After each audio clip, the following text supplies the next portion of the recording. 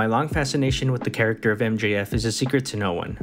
Late last year, I was able to write and produce my most ambitious video essay to date, Sympathy for the Devil, an MJF documentary. Why? Because to put it simple, no one is on the level of the devil when it comes to character work. MJF was a refreshing shot in the arm to pro wrestling when it came to keeping kayfabe alive. In an era where every single wrestler is on social media and allows us to step into their world, MJF said, "To hell with that, I'm gonna stand out." And to be fair, it's worked out tremendously in his favor. MJF is one of those wrestlers who people swore up and down would remain a heel for the entirety of his career, which I think was a valid assumption to make if you simply watch him every week and realize just how far ahead he is of everyone as a performer, let alone a heel. MJF could have gotten his entire career playing a heel, and he'd have the emotional range and depth to pull it off without ever growing stale. But evolving is part of the game, and that's what separates great wrestlers from the very best the industry has ever seen. At some point this year, MJF was presented with a choice, a very important one. Stay in your comfort zone where you know you'll continue to thrive, or step outside of the box and challenge yourself in a bid to prove to everyone that you can do it all. The choice was clear, but to take it a step further, MJF decided to do things the only way he knew how, his way. And the result is a babyface run unlike any other. This is MJF's unique approach to being a babyface. I'd like to take you guys back to the summer of 2022. By this point in AEW's history, MJF was one of the most popular and beloved guys on the roster. Yes, he was still a heel, but he was beloved because he was funny, brash, but most importantly, he was a great villain for our favorite babyfaces in AEW. He was a day one signing who went from a guy who had never wrestled on TV before to a genuine superstar. The audience grew with MJF. Tony Khan clearly thinks highly of MJF. Since the beginning of AEW, Max was always involved in a prominent storyline. But as the company continued to grow, so did the roster. Creative frustrations became an issue that divided MJF and AEW. This led to a unique moment when Max cut a now infamous scathing promo, which was mostly aimed at Tony Khan and his love for ex-WWE wrestlers. The crowd sided with MJF on this issue. Why? Because MJF was one of their own. For the 3 months that followed MJF's promo, fans eagerly awaited his return. I don't think it's controversial to say that AEW TV sorely missed MJF when he was gone. Sure, we still got great wrestling matches, but MJF offers so much more than just great matches. You see, Max brings an angst and an attitude that no one else brings on the AEW roster. There are many great talkers in AEW, but hardly any that are willing to go as low as him to get under his opponent's skin. It's the cadence, it's the delivery, it's the confidence. It's hard to describe, but MJF brings a unique feel, especially when he has a mic in his hand. You just know he's going to say something that'll be the talk of the wrestling community for the next week. Sure, it's juvenile at times, but it's part of the rich douchebag character, which is why fans couldn't wait for his return. He's almost like Stifler from the American Pie movies, a total douchebag bully you can't help but to love because he's so morbidly funny. As stated, fans wanted MJF. And upon his return at All Out 2022, he was treated with a hero's welcome. The craziest part is that he returned to confront CM Punk in his hometown of Chicago, and he still got the louder reaction. It was obvious that at this point, the fans were no longer going to boo MJF. He was a cult hero, a menace who we wanted to see succeed. And we got a small taste of that following All Out when MJF teased being the hero that AEW needed in such a pivotal time in company history. He played babyface for all but a few minutes before insulting the crowd and reminding us that MJF will always be MJF, which is an important thing to remember for later. After defeating Jon Moxley at Full Gear 2022 to become AEW World Champion, MJF had officially reached the top of the AEW mountain, and it was now up to him to live up to the billing. And surprise, he did. Feuds with Ricky Starks, Bryan Danielson, and the other 3 of the 4 pillars of AEW got his reign off to a fantastic start. What helped here is that MJF truly felt like the main star of the show. He was the centerpiece and everyone else was just in his orbit.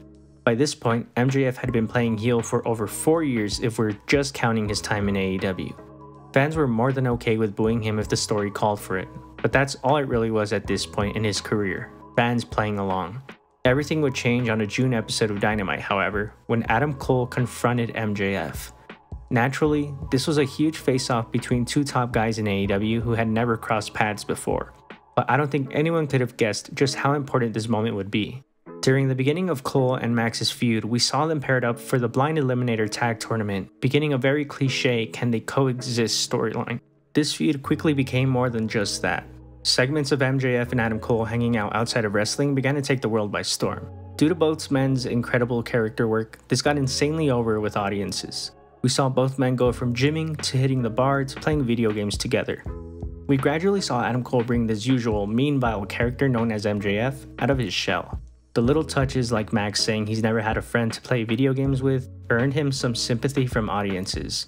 MJF showing a more human side isn't anything new. In fact, it's a huge reason why he's such a great villain. But showing a human side opposite someone else outside of wrestling was something we'd never seen before. It was becoming clear that MJF was growing attached to Adam Cole, which has brought us to where we are today. The more Cole and Max teamed, the louder the chants got for both men. Cole admittedly didn't expect to get along so well with MJF.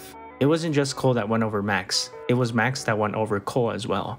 Despite losing in the final of the Blind Eliminator tournament, Adam Cole and MJF hugged it out. MJF had grown so attached to Cole that it was he who was now scared of having Cole turn on him. And we felt for him. We didn't want this to end. From Cole finally wearing the Better Than You Baby shirt to a double clothesline, MJF had finally found a friend. He had finally found happiness. And the magic of this story is that Adam Cole has pretty much accepted MJF for who he is. Sure, he's told him every now and then that some of his jokes are in poor taste, but fundamentally, MJF is still MJF. Remember when I said a bit earlier that it would be important to remember this? Here's what I mean. When MJF was playing heel, he was motivated by spite, by pure hatred. In AEW canon, he's a pro wrestler in spite of his hero walking out of the business, not because of him. He was bullied his whole life, and when he finally found success in wrestling, he laughed in the face of not just everyone who doubted him, but everyone in general. He did it on his own. In kayfabe, he used Cody to get a foot in the door and stabbed him in the back when the moment was right.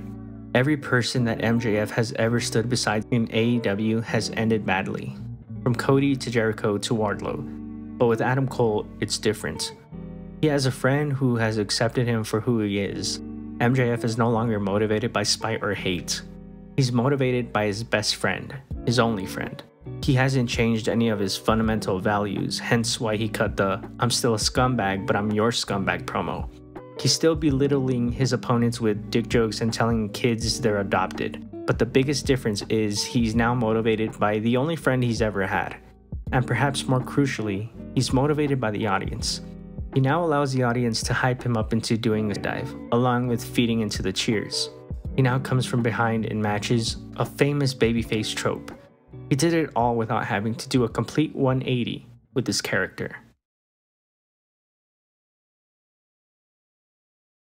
The importance of Adam Cole during MJF's current babyface run cannot be understated. One can argue that prior to All In, the friendship was a bit one-sided. At Wembley, Adam Cole was willing to go to any length to become AEW World Champion, any length except using the belt. MJF, on the other hand, didn't want to hurt his friend and showed remorse and sympathy throughout the match. MJF even came to accept that his friendship with Cole was over after the match, where he showed off his acting chops by getting emotional. But in the end, they hugged it out and their friendship is currently in a healthy place. Therefore, it continues to motivate MJF, therefore keeping him a babyface. And now that MJF is a babyface, he has an argument to being the face of the entire company. When you have Wembley singing your theme during your entrance like he did, that's when you know that all of your hard work has paid off. MJF's babyface run has been such a success that I think I speak for most people when I say it would be more shocking if he turns on Cole rather than the other way around. MJF has taken his newfound role as face of the company to heart by doing rounds in the media and promoting AEW at any chance he gets. And he did it without having to change a single thing about his scumbag self. It's easy to be a good wrestler these days, but it's hard to be a compelling character in wrestling. MJF does both with ease.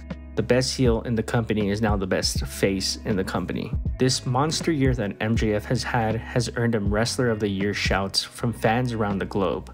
Who would have thought that all those years of MJF committing to being the best heel in the business would pay off by him becoming the hero of AEW?